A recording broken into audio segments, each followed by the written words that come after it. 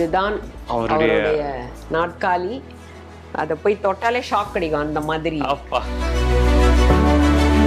நாங்க என்ன பண்றோம், யாருமே அந்த சேரை யூஸ் பண்ண மாட்டோம். அது அப்படியே தான் இருக்கும். இல்லையே அப்படிதான் அவரோட சேரை நாங்க யாரும் யூஸ் பண்ண மாட்டோம். பல கோடி மதிப்பு. 1968-69ல இந்த வீடு வாங்கினார். நாகலிங்க மரம். இது அவர் வாங்கின போதுலேருந்தே இந்த மரம் இருக்கு. இங்க சென்னையிலேயே மிக சில வீடுகள்ல தான் இந்த மரம் இருக்கு. நான் வளர்ப்பு பையன் மாதிரி நினைச்ச ரஜினியை வந்து கல்யாணம் பண்ணிட்டாரு. ஸோ அட்வைஸே பண்ணியிருக்காரு, அவர் கோவக்காரம் கொஞ்சம் பார்த்துக்கோ, அதெல்லாம் புரிஞ்சுக்கணும் அப்படின்னு. கவரேஜுக்காக எடுத்தாங்க. ஸோ 2 பேரையும் வரவழைச்சு. 2 பேர் ஃபேஸ்ல எவ்வளவு இன்னசென்ஸ் இருக்கு அந்த டைம்ல. காலத்தால் அழிய முடியாத ஒரு போட்டோ மாதிரி. இது சாமியோடைய வெற்றி விழா. விக்ரம், விஜய், ரஜினி தான் தலைமை தாங்குறாரு. திருமலையோட ஆடியோ. ஸோ விஜயும் இருப்பாரு. என்னை பார்த்து நீ ஒரு கேள்வி கேட்கணும்னா என்ன கேட்ப? T40 அப்ப வந்து 2 பேரும் பேசின அந்த உரையாடல். நான் உன்னை இவ்வளவு நேரம் கேட்டுட்டே இருக்கேன்ல கேள்வி, நீ எங்கிட்ட ஒரே ஒரு கேள்வி கேளு பாப்போம். அவர் மனசுக்கு பிடிச்ச எல்லாருமே இருக்காங்க பாத்தீங்களா இந்த ஃப்ரேம்ல. அவர் அழுதுட்டாரு இன்ஃபேக்ட் ஸ்டேஜ்லயே. அவரை தேடி பிடிச்சி வந்து வீட்டுல வந்து பாக்குறேன்ட்டு வீட்டுல வந்து இங்க வந்து இப்ப நம்ம எடுத்து போட்டோம். இவ்வளோ பெரிய இடம் கொடுக்குறோம், அம்மாவுடைய இடம் இருக்கணும் அப்படின்னு சொல்லிட்டு. வணக்கம். வணக்கம்.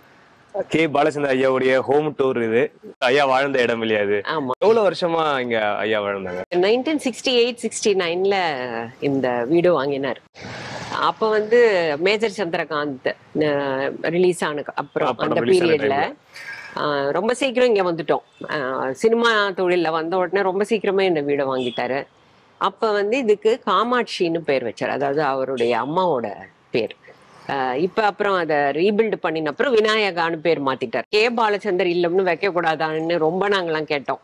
இல்லவே இல்லை, விநாயகர் பேர் தான் வைப்பேன்னு சொல்லிட்டு இந்த வாரன் ரோட் விநாயகர் கோவில் இங்க இருக்கு. ஸோ அதோட பக்தர் அவர், அதனால விநாயகா அபார்ட்மெண்ட்ஸ்னு வச்சுட்டார். So this is his home place. வேலை முடிஞ்சா இங்கதான், வேற எங்கேயுமே போக மாட்டார். அதே மாதிரி இந்த மரத்தை பத்தி முக்கியமா சொல்லணும். இது வந்து நாகலிங்க மரம். இது அவர் வாங்கின போதுலேருந்தே இந்த மரம் இருக்கு இங்க.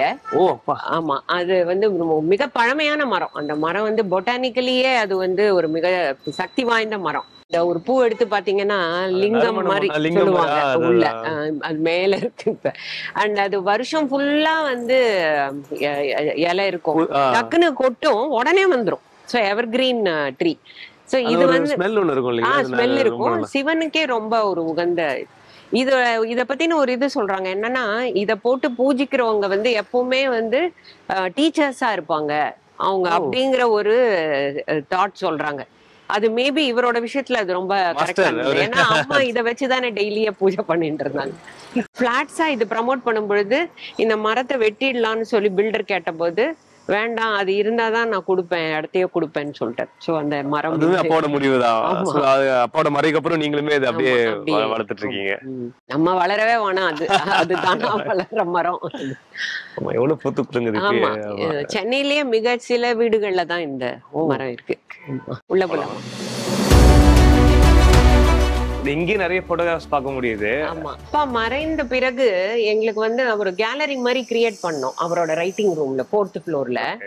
அப்ப எங்களுக்கு இடமே இல்லை இதெல்லாம் வைக்க. கொஞ்ச நாளைக்கு இது கவிதாலய அலுவலகத்துல வச்சிருந்தோம். அப்புறம் அங்கேயும் கொஞ்சம் இடம், அதாவது பராமரிக்கணும் இல்லையா கரெக்டா. இனிமே அவர் நினைவுல பராமரிக்கிறதுலதான் நம்மளோட ஒரு கடமை இருக்கு நமக்கு. அதனால சொல்லிட்டு சரி இந்த இடத்துல பர்மிஷன் கேட்டுட்டு சரி இங்க வைக்கலாம் அப்படின்னு.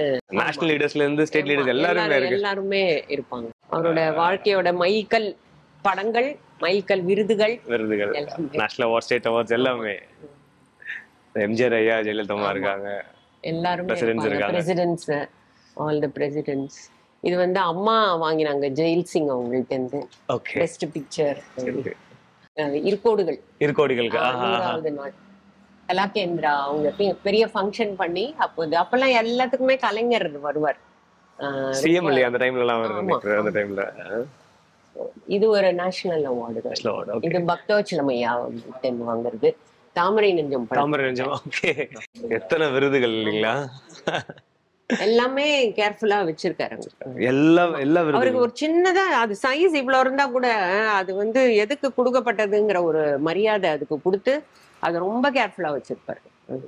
பிளாட்டா கன்வெர்ட் ஆச்சுன்னு சொன்னீங்க இல்லையா, அது முன்னாடி ஒரு மொத்தமா ஒரு பெரிய வீடா இருந்துச்சு அது? முதல்ல பெரிய வீடு இருந்தது, அதுக்கப்புறம் பின்னாடி 2 வீடு இருக்கிற இடத்துல நான் சின்ன வயசுல எல்லாம் இங்க இருந்தபோது நிறைய மரங்கள், சப்போட்டா, பலா, மாமரம், அந்த மாதிரி நிறைய மரம் நல்லா ஜாலியா இருக்கும். எக்ஸாம் படிக்கிறதெல்லாம் அங்க போய் உட்காந்து அடியில மரத்துக்கு அடியில உட்காந்து படிக்கிறதெல்லாம் ஒரு எக்ஸைட்மெண்ட் எங்களுக்கு.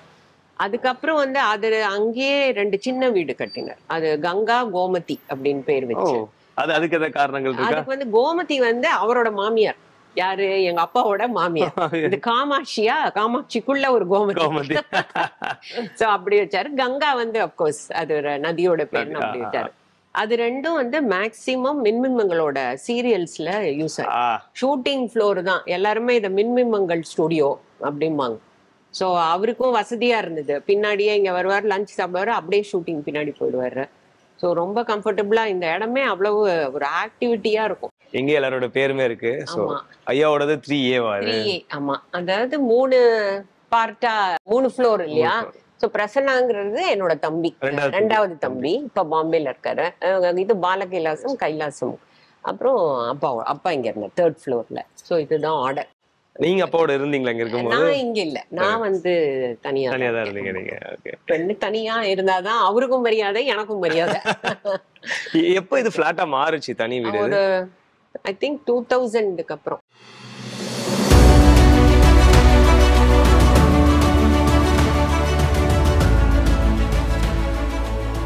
எத்தனை போட்டோ கேலரிஸ் இருக்கு இல்லையா, அவ்வளவு படைப்புகள். மேம் இந்த போட்டோ ரஜினி சார் வீட்லயே இருக்கும் இல்லையா அது? ஆமா. இன்னொரு ஐகானிக் போட்டோ அது, 2 சிஷ்யர்கள். கரெக்ட். அது வந்து ஜெமினி சினிமால ஒரு இன்டர்வியூ, ஒரு கவரேஜுக்காக எடுத்தாங்க. சோ 2 பேரையும் வரவழைச்சு 2 பேர் ஃபேஸ்ல எவ்வளவு இன்னசென்ஸ் இருக்கு அந்த டைம்ல. 3 பேருமே எவ்வளவு யங்கா. அது ரொம்ப காலத்தால் அழிய முடியாத ஒரு போட்டோ மாதிரி ஜனங்களுக்கே மனசுல பதிஞ்சு போச்சு அது. அதே மாதிரி பாத்தீங்கன்னா இது எல்லாமே வந்து அவரே செலக்ட் பண்ணி இந்த போட்டோஸ் அவர் செலக்ட். ஆமாமா, நாங்க எதுவுமே பண்ணல. என்ன போட்டோஸ் எல்லாமே சாரோட டிசிஷன். அவரு வந்து இது வந்து அவர் வீடு கீழே இருந்தார் இல்லையா 3rd ஃப்ளோர்ல. திஸ் 4th ஃப்ளோர்ல ஒரு half was built only for his writing purpose. Okay. So அத வந்து அங்க தன்னோட இது எல்லாத்தையும் வைக்கணும், அச்சீவ்மெண்ட்ஸ், ஒரு இன்ஸ்பிரேஷனா. ஏன்னா பார்க்க வரவங்களுக்கே அந்த வைப்ரேஷன்லயே வந்து ஒரு நல்ல மோட்டிவேஷன் கிடைக்கணுங்கிறது தான் அவரோட பாயிண்ட். அதனால அவர் everyday use to come here at 8 o'clock and be here. So அப்போ வந்து இதெல்லாம் ஒவ்வொன்றும் என்ன பண்ணணும் அப்படிங்கிறது அந்த அத்தனை மேட்டர்ஸ் இருந்தது. வீட்லேயும் சரி, கவிதாலய ஆஃபீஸில் சரி, எல்லாம் பூட்டி வச்சிருந்து நிறைய ஐட்டம்ஸ் இருந்தது. ஸோ அதுலேருந்து செலக்ட் பண்ணி மோகன் அவரோட பிஏ இருந்தார், அவரோட உதவியோட அவர் எல்லாத்தையும் செட் பண்ணினது அவர் தான். அவரோட உழைப்புக்கு இதெல்லாம் ஒண்ணுமே இல்லைங்க. the way we are maintaining, it's the least we can do. இந்த போட்டோகிராஃப் வந்து ஆல்ரெடி நாங்க டிஎம்எஸ் ஐயா வீட்லயுமே பார்த்தோம். உங்களுக்கு ஏதாவது ஞாபகம் இருக்கா? இல்ல, இது நான் என்ன இன்வைட் பண்ணல. சோ கேபி சார் இன்வைட் பண்ணிருக்காங்க. அப்புறம் ரஜினி சாரோட ஆரம்ப கால ப்ரொடியூசர்ஸ், ஆரம்ப காலத்துல தொடர்பு இருந்தவங்க ஒரு அருமையான போட்டோ. எத்தனை பேர் இருக்காங்க பாருங்க. CV Rajendran sir, Kalaignanam sir, Gopu sir, Mahendran sir, P Vasu, வியன்னா வீடு சுந்தரம், ரகு மாஸ்டர். சோ அவர் இறக்கறதுக்கு முன்னாடி நடந்த விழா போல இருக்கு. இது நடந்த ஒரு ரொம்ப 2010 காலகட்டம் இருக்கும்னு நினைக்கிறேன். சங்கர் கணேஷ், எஸ்எஸ்சி, மணி சார் இருக்கார், தேவா சார், வைரமுத்து அவர்கள், வாலி. அப்பா அற்புதமா இருக்கு இல்லையா? இந்த போட்டோ நான் சொல்லும்போது இந்த போட்டோ வந்து போய் பூஜை இன்னைக்கு ஜெகலி சாங் ரெக்கார்டிங் இது அரங்கேற்றம் அனந்த் சார் பண்ணுவாங்க. Anand sir, okay. சில சுரேஷ் கிருஷ்ணா சார் எப்படி இருக்காரு சின்ன வயசுல? ரகுநாத் ரெட்டி. இது வந்து எடிட்டர் என்ஆர் கிட்டு, அவரோட ஆஸ்தான படங்களுக்கு எடிட்டர் அவர் தான். சிவாஜி ஐயாவும் பாலையாவும் இருக்காங்க 2 பேருமே. எதிரொலி டைம்லயா? ஆமா, பூஜை. சரிதா அவர்கள். ஆமா, இது ஆக்சுவலி ரொம்ப நேரம் ஆகும் இத பார்த்து நம்ம கொஞ்சம் கிரகிச்சு. என்ன situation, Kadri Gopalnath and duet படத்துல சாக்ஸோபோன் ப்ளே பண்ணுவார். அவர் இது ரஹ்மான் யூஸ் பண்ணார் இல்லையா, அந்த சமயத்துல எடுத்தது இது. இவர் உங்களுடைய இது என்னோட தம்பி பிரசன்னா. ஓகே ரெண்டாவது தம்பி. ஆமா, பெரிய தம்பி மோஸ்ட்லி இருக்க மாட்டான். நீங்க அப்படியே போட்டோஸ் எடுத்துக்கா உங்களுக்கு இந்த மாதிரி? இதுல என்னோட போடவே இல்ல. அதாவது அவர் குடும்பங்கிறத தனியாவே வச்சுட்டாரு. எப்படி வந்தான்னு தெரியல. அவர் சினிமாக்கு வரல, அதனால போட்டோல புடிச்சு போட்டாரு அவரை. கரெக்ட். மேம் இப்ப அவரோட ஒர்க்கிங் ஸ்டில்ஸ் அதெல்லாம் okay, but Rajini sir Latha ma'am வந்து இருக்கிற போட்டோ தனியா செலக்ட் பண்ணிருக்காரு. ஆமா, செலக்ட் பண்ணிருக்காரு. ஏன்னா லதா வந்து சாரோட வாழ்க்கையில முக்கியமான, ஏன்னா தான் வளர்ப்பு பையன் மாதிரி நினைச்ச ரஜினிய வந்து கல்யாணம் பண்ணிட்டாரு. சோ அட்வைஸே பண்ணிருக்காரு, அவ கோவக்காரம் கொஞ்சம் பாத்துக்கோ, அதெல்லாம் புரிஞ்சுக்கணும் நீ. அதனால எப்பவுமே அவங்களோட நலன்ல அவருக்கு எக்ஸ்ட்ராவா வளர்ப்பு பையன் அப்படின்ற மாதிரிதான் அப்படித்தானே அவங்க ரெண்டு பேருமே அவர் நினைச்சிருந்தாரு. இன்னும் எத்தனை பேரை நினைச்சிருந்தா தெரியாது, இது ஓப்பனா வெளியில தெரியுங்கிறதுனால நான் அப்படி சொல்றேன். சோ ஆல்வேஸ் அவங்க ரெண்டு பேருமே ஸ்பெஷல் அவருக்கு. டூயிட்டோட பட பூஜை சிவாஜி சார் வந்தது. ஆமா, சிவாஜி சார் வந்திருக்காரு. ஐ திங்க் அவங்க செட்ல மீட் பண்ணிருக்கிறது எதிரொலிக்கு அப்புறமா மீட் பண்ணிருப்பாங்க. 30 வருஷம் 25 வருஷம் கிட்ட இல்லையா? வெளியில மீட் பண்ணிருக்கலாம், பட் செட்னு. சோ மீனாட்சி சேஷாத்ரி. ஆமா ஆமா ஆமா, டுயட் ஷூட்டிங். நீங்க போட்டோஸ்ல இல்லன்னு சொன்னீங்க, பட் நீங்க டேக் ஓவர் பண்ணதுக்கு அப்புறம் முத்துவோட பூஜை அது. ஆமா ஆமா, ஃபர்ஸ்ட் ஷாட் விநாயகர் கோயில் ஏவிஎம்ல எடுத்தது. மணி சார் அண்ட் கேபி சார், இது வந்து நான் நினைக்கிறேன் மணி சாரோட எடிட்டிங் ரூம்லயா இருக்கும்னு நினைக்கிறேன். இது போய் வந்து அங்கதான் அவங்களோட எடிட் ரூம்ல தான் பண்ணினாரு மெட்ராஸ் டாக்கீஸ்ல. அதனால இது அந்த ஸ்டிலா தான் இருக்கு. ஓகே. அமீர் கான் சாரோட ஒரு போட்டோ வச்சிருக்கோம். ஆமா, ஆரே ஜமீன் பர் ஆமீர் டைரக்ட் பண்ணார் இல்லையா? அந்த படத்துக்கு வந்து இந்த கொல்லுப்புடி ஸ்ரீனிவாஸ் ராவ் அவர் வந்து ஃபர்ஸ்ட் டெபியூ டைரக்டர்னு எவ்ரி இயர் ஒரு அவார்ட் கொடுப்பாங்க. அந்த பெரிய ஆர்டிஸ்ட், அவரோட சன்னோட ஞாபகார்த்தமா அவர் கொடுத்திருந்தாரு. அந்த இதுக்கு செலக்ஷன் வந்து தாரே ஜமீன் பர். ஸோ ஆமீர் கானுக்கு தான் பெஸ்ட் டைரக்டர். அதை கொடுக்கறதுக்கு கேபி சார் கூப்பிட்டாங்க. ஸோ இது வந்து I think 2-3 years before he past அவே நினைக்கிறேன். ஆமா, இந்த படம் 2007-8ல வந்து. ஸோ அப்ப வந்து அது அந்த படத்தை பார்த்துட்டு ஆமீர் கான் அவர் அந்த படத்தை பத்தியும் ஆமீரை பத்தியும் லெட்டர், ஆமா பெரிய லெட்டர், அது வந்து அப்புறம் நெட்ல எல்லாம் சர்க்குலேட் ஆச்சு. சோ அதெல்லாம் படிச்சுன்னா அவர் அழுதுட்டாரு இன்ஃபேக்ட் ஸ்டேஜ்லயே ஆமீர் கான். ஆமா, அதுக்கப்புறம் வந்து அவரை தேடி புடிச்சு வந்து வீட்டுல வந்து பாக்குறேன்ட்டு வீட்டுல வந்து அப்புறம் அவருக்கு தாதா சாஹிப் கிடைச்ச போது, அப்புறம் எப்ப அவர் சென்னைக்கு வந்தாலும் சார் ஃப்ரீயா இருக்காரான்னு வந்து இங்க வந்து பாத்துக்கு போறோம் Aamir Khan. He was very much touched. Okay. இங்க ஒரு சின்ன கேலரி இருக்கு அப்படின்னா. ஆமா, 2 நாடக மேதைகள். ஆமா, பிரியமுடன் மௌலி அவர் கொடுத்திருக்காரு. ஆமா, ஓகே. 2005ல 20 years back. கரெக்ட். ஷீல்ட்ஸ் நிறைய மேல எல்லாம் இதெல்லாம் இன்ஃபேக்ட் இந்த கபர்ட்ஸ் எல்லாம் அதுக்கு தான் பண்ணினது. நிறைய ஷீல்ட்ஸ் இருக்கு. படங்கள் 100வது நாள் விழா, அப்புறம் அவருக்கு சிறந்த படங்கள் அவார்ட்ஸ், சிறந்த இயக்குனர் அவார்டு, கதையாசிரியர் அவார்டு, அப்புறம் இது ஆந்திரா கவர்மெண்ட் நந்தி அவார்டு. அதுலயுமே எவ்வளவு சூப்பர் ஹிட் படங்களை கொடுத்திருக்காரு. அது ஒரு அந்துலேனி கதா அது இருக்கு, அவளொரு தொடர்கதை, அந்த மாதிரி கவிதா அச்சமில்லை, சிந்து பைரவி நீங்க தயாரிச்ச படம் அதுவும் இருக்கு. ஆமா, இது ஷீல் வித்தியாசமா இருக்கு மாதிரி இல்லீங்களா? நார்மலா இருக்கிற மாதிரி இல்ல, வித்தியாசமா இருக்குது. எது இந்த முத்து? ஆமா ஆமா, பிரம்மாண்டமா இருக்கணும். ஆக்சுவலி அவர் முதல்ல எல்லாம் மேபி பெருசா இருந்தா, சின்ன வயசுல சாதனைக்கு பெருசா இருந்தா சந்தோஷமா இருந்திருக்கும். அப்புறம் அவர் ஏதாவது சின்னதா ஏன்னா அப்பதான் இடம் இருக்கும் சொல்லிட்டு எல்லாத்தையும் பார்த்தா அது 4 இயக்குனர் கூட வச்சிருக்காரு. சீசன் 4 அதாவது அதெல்லாம் வந்து அது கௌரவிக்கிறாங்க இல்லையா? அதெல்லாமும் வந்து எதுவுமே தூக்கி போட்டுற மாட்டார். அதை மெயின்டைன் பண்ணணும்ல, அதுதான். இந்த புகைப்படம் வந்து ஐயாவோட மறைவுக்கு பிறகு நாங்க ரெடி பண்ணினது. ஏதோ ஷூட்டிங் போது அவருக்கு வந்திருக்கு. அது வந்து அவருக்கு ரொம்ப ஆப்டா இருக்கு. அது எல்லாருக்கும் சொல்றதுக்கான ஒரு மெசேஜா உனக்கு வேண்டியதை தராமல் இருப்பது இறைவனின் செயல், அப்பொழுதுதான் நீ உழைப்பாய். ஏன்னா அவரு உழைப்பு தானே அவருக்கு மூலதனம், அதுதான் மந்திரம். அது உழைச்சா ஓகே, ரிசல்ட்டை பார்க்காம நீ உழைக்கணுங்கிறது தான் அவரோட கொள்கையாவே இருந்தது. இது வந்து அவர் யூஸ் பண்ண புக்ஸ், இது அவரை பத்தின புக்ஸ் அதெல்லாமும், அவரை பத்தின புக்ஸ் எழுதினது அதெல்லாமும் வச்சிருக்கோம்.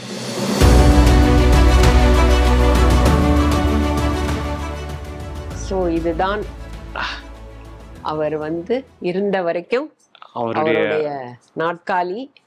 அதை போய் தொட்டாலே ஷாக் கிடைக்கும். அந்த மாதிரி அதை தொட்டாலே வந்து மேபி ஒரு இன்ஸ்பிரேஷன் இருக்கும், மோட்டிவேஷன் இருக்கும். அவரோட வாழ்க்கையில் அவர் பண்ண அத்தனை சாதனைகளுக்கும் நமக்கு அதுலேருந்து ஒரு கரண்ட் பாஸ் ஆகும். நீங்க சொன்னீங்க அந்த வைப்ரேஷன் பாஸ் ஆகக்கூடிய மூலதனம் அதுதான். அதனாலதான் நாங்க என்ன பண்றோம், யாருமே அந்த சேரை யூஸ் பண்ண மாட்டோம். அது அப்படியே தான் இருக்கும். அவர் அமர்ந்த சேர் வீட்லயே அப்படிதான். அவரோட சேரை நாங்க யாரும் யூஸ் பண்ண மாட்டோம். அந்த இடத்துக்கே அந்த ஒரு வேல்யூ உண்டு. அந்த அவர் உட்கார்ந்து அவர் அந்த ஃபைல் இப்படி எழுதுறாரு அப்படின்னு சொன்னா அந்த அந்த ஃப்ரேமே வந்து பல கோடி மதிப்பு எங்களோட வாழ்க்கையில. முன்னாடி வாட்ச் எல்லாமே பென் முக்கியமா. பென் இன்னும் கூட சிலதெல்லாம் இருக்கும். இது வந்து ஒரு சாம்பிளுக்கு ஒண்ணு வச்சிருக்கோம். ஏன்னா அவர் பென் வந்து அவருக்கு ரொம்ப பிடிச்ச விஷயத்துல பென் ஒண்ணு. ஸ்டேஷனரி ஐட்டம்ஸே ஜென்ரலி அவருக்கு ரொம்ப பிடிக்கும். எழுத்தாளருங்கிறதுனால அவருக்கு ஏதாவது வாங்கி கொடுக்கணும், எக்ஸைட் பண்ணணும்னா பேனா வாங்கி கொடுத்தா ரொம்ப பிடிக்கும். அகைன் இங்க ஒரு முக்கியமான ஒரு பிளேஸ் வச்சிருக்காங்க. திருக்கோடுகள்ல சிஎம்சின்னு ஒண்ணு வரும், அண்ணாதுரை அவர்கள். அந்த சீனுக்கு யூஸ் பண்ணிருக்கிற இது செட் ப்ராப்பர்ட்டி. எப்ப அது எப்போ 43 இயர்ஸ்னு இவர் 2013 இதை ரெடி பண்ணிருக்காரு. 55 இயர்ஸ் ஆயிருச்சு இது. சோ அத வெச்சிருந்திருக்காரு. அப்பா I am not interested in excuses. அவர் எந்த அளவுக்கு அதை இன்ஸ்பயர் பண்ணிருக்காரு இல்லையா? ஏன்னா அவருக்கு அந்த மாதிரி தானேங்க. அவருக்கு சால் ஜாப் சொன்னாலே பிடிக்காதே. அதனாலதான் அவர்கிட்ட வந்து வேலை பார்க்கறது கொஞ்சம் கஷ்டம், பயம்தான். ஏன்னா அவருக்கு புரிஞ்சிடும். he'll see through you. நீ சொல்ற பாணியிலேயே உங்க பாடி லாங்குவேஜ்ல எல்லாம் கண்டுபிடிச்சிருவார். நீ ஜெனுவினா நீ வந்து சொல்றியா இல்லைன்னா பொய் சொல்றீங்களா அப்படின்னு. அப்பாவுக்கு பிடித்தமான விஷயங்கள் அவர் யூஸ் பண்ணது எல்லாமே அப்படியே இருக்கும். கண்ணாடி இருக்கும், கடிகாரம் இருக்கும். ஏன்னா இப்ப ஓடாத கடிகாரம் வச்சாலே பிடிக்காதனால கடிகாரத்தை எடுத்துட்டோம். அவருக்கு கிளாக் வச்சா ஓடணும், ஓடாத இது வைக்க கூடாது. பேட்டரிய கரெக்டா பார்த்து அதை போட்டு வச்சாதான் வைக்கணும். டியூப் வந்து அவருக்கு ஒரு பிடித்தமான ஐட்டம். அது சீன்ல எல்லாம் யூஸ் பண்றதுக்கு. அப்புறம் இந்த மாதிரி டைரியில தான் நோட் பண்ணுவாரு.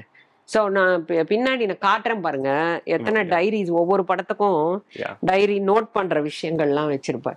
ஹோம் டூர் வாசல்ல இருந்து வந்தோம்ல, வீட்டு வாசல்ல பாலச்சந்தர் இப்படி பேர் இருக்கும், காமாட்சி இல்லம். நான் தான் கீழே வீடை இடிக்கும் போது எடுத்து வச்சேன், இது போக கூடாது அப்படின்னு. எங்க பாட்டி பேரு எல்லாம் அந்த டைரிஸ் பார்த்தீங்களா, ஒவ்வொரு படத்துக்குமான டைரிஸ். குறிப்பு குறிப்பு குறிப்பு குறிப்பு எடுத்துட்டே இருப்பாரு.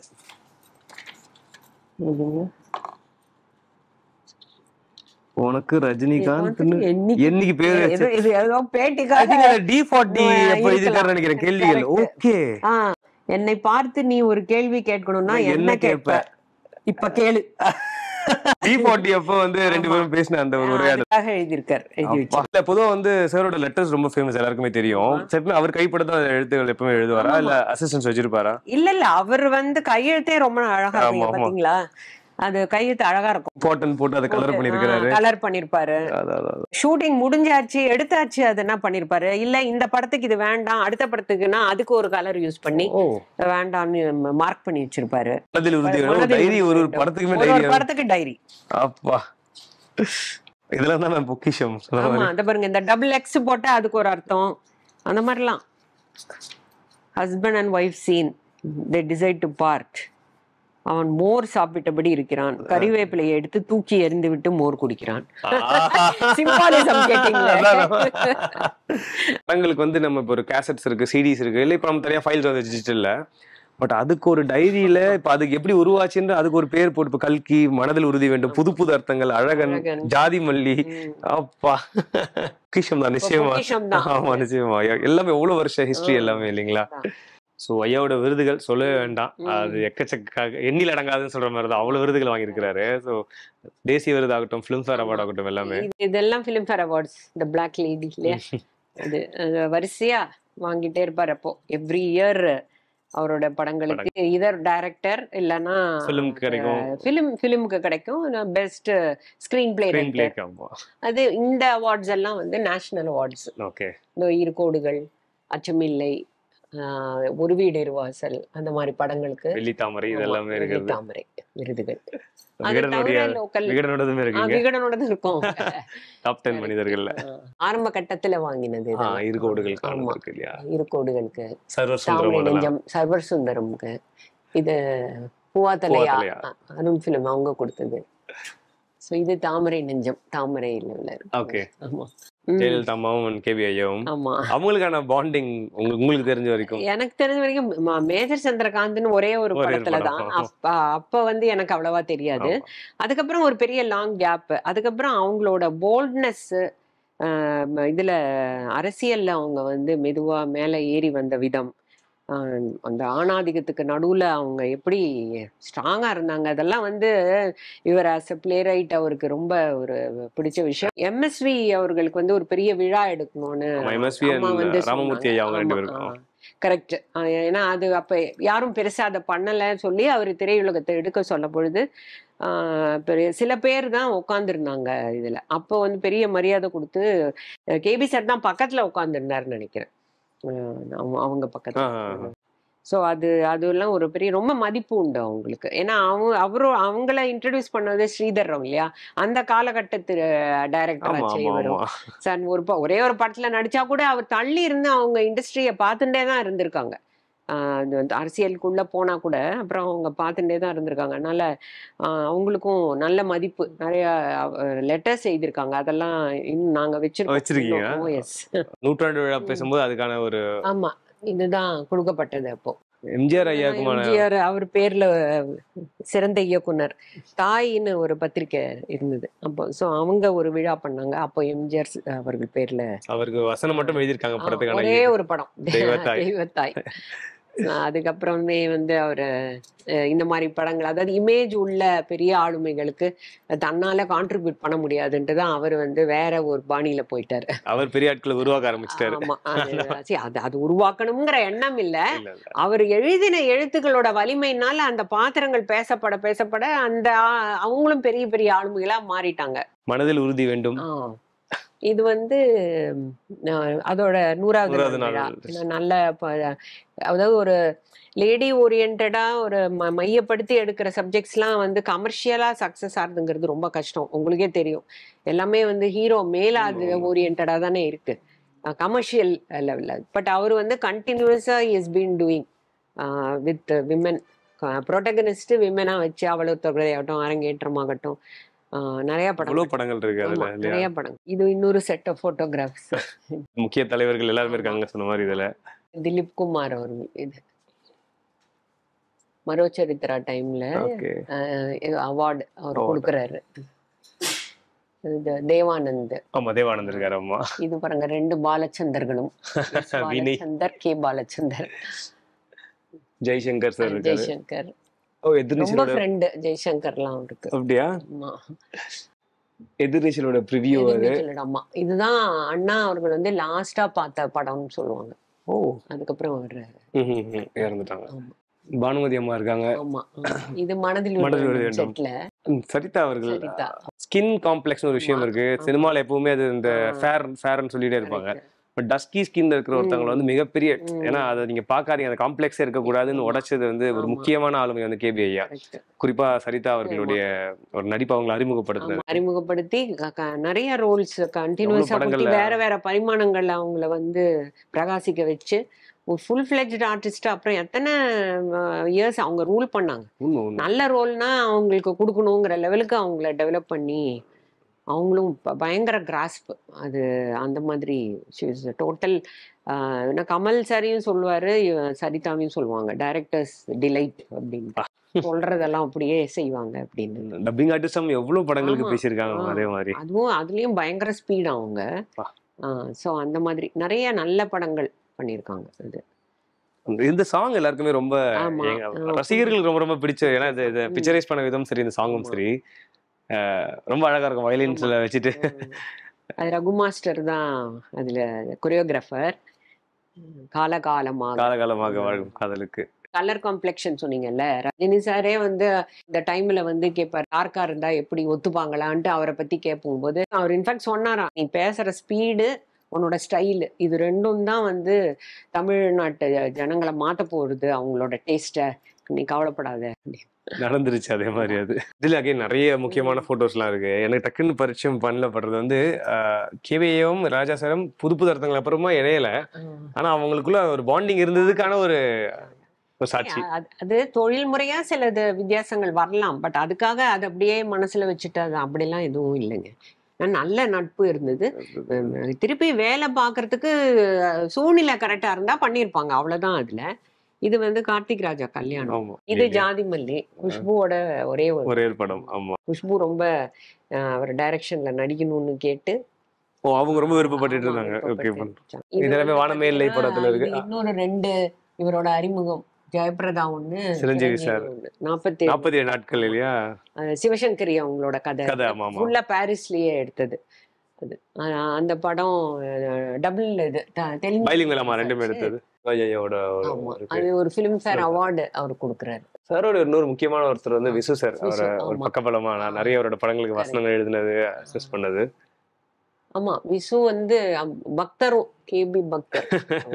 இது வந்து எங்க பழைய கவிதாலய அலுவலகம், அது அதுல ஒரு படம் பூஜை, அது விசுவோட படமும் இருக்கும். அநேகமா மணல் கயிறு பூஜையா இருக்கும். முதல் படம்.